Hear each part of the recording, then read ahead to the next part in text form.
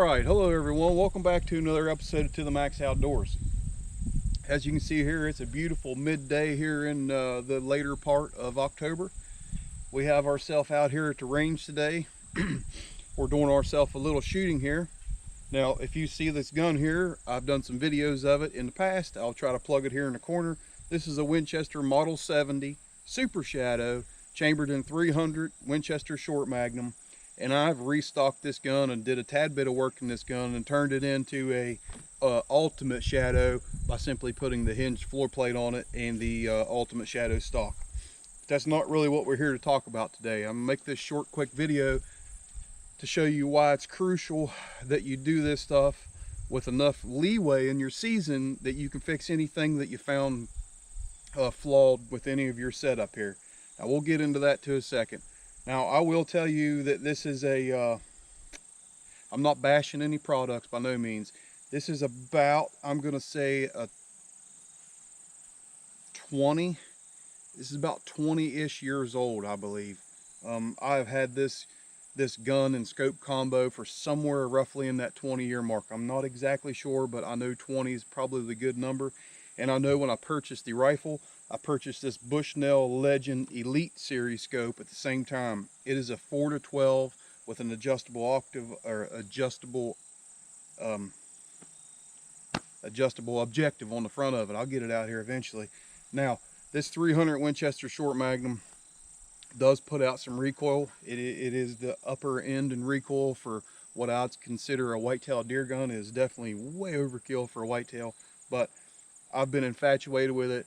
I have run lots and lots of hand-loaded rounds through this gun. Now, that being said, I've kept my hand loads well within published data, so I'm not going above it. But I am shooting 168 or 180 grain bullet out of that, and I'm shooting right around 3,000 to 3,100 feet a second out of that with either that 168 or that 180. So it's got some punishing recoil out of it, and it takes a toll on the gun. Well, today I come up here today. I was fiddling with some hand loads again, trying to get my jump into my lands like I want it to get this gun happy, like it has been in the past. Just typical troubleshooting stuff for hand loaders. But anyways, what I want to get to is I was dialing this gun in, making some fine tweaks at 100 yards, and on my up and down adjustment, as you can see right here, when I made an adjustment, I did the same little tap to it that I always do, put it back up, and when I shot, I seen stuff fly up in my face. Well, unfortunately, what has happened, and I don't think you're going to be able to see it, but this brass turret turn right there has cracked across the top of it. Now, that's detrimental to the scope. I no longer trust it. Maybe you could get away with it the rest of your life, but everything has come off the top of the scope, you know, and fell off the top. This stuff here in my hands is where you'd have your hash marks. I hope that's in frame there. This would be your little piece that makes your hash marks, and this would be this part here would be the circle to be where you would grab it and make your turns with it, so you could manually and audibly hear the clicks in it. So I just want to make that short video. Get your stuff out with enough time that you can handle issues like that. Or again, I'm going to say this is a 20-year-old piece of equipment. I by no means am I upset with Bushnell or that product. I've punished it a lot. I've hand loaded through this gun. This was kind of like where I cut my teeth getting nerdy into hand loading. So there you have it. Shit does happen. Get out early. Don't get out the day before your season starts, and hope to God that your product or your stuff works. Get out with enough leeway.